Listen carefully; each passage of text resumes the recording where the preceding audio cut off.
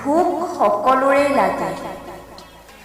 মানুহ যদি নহয় মানুহৰ বাবে, তেন্তে মানৱীয়তাৰ ফুলপাহৰ কাম কি? আধুনিকতাৰ অহংকাৰে চানি ধৰিছে নেকি? নে যান্ত্ৰিকতাৰ পিছত পখিলা খেদিছো সকলো?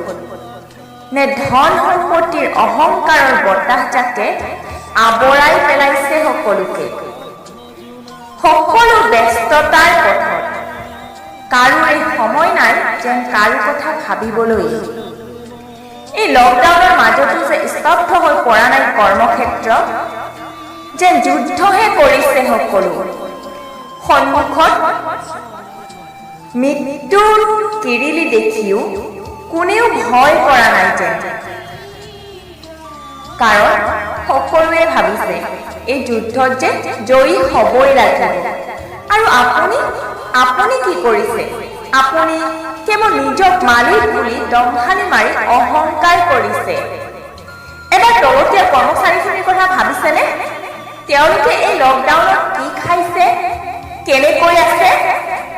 এবাৰ ভাবি চাবচোন তেওঁলোকৰো কথা। আপুনি আজি মালিক বুলি অহংকাৰ কৰিব পাৰিছে কেৱল সেই তলতীয়া সাধাৰণ কৰ্মচাৰীখিনিৰ বাবে।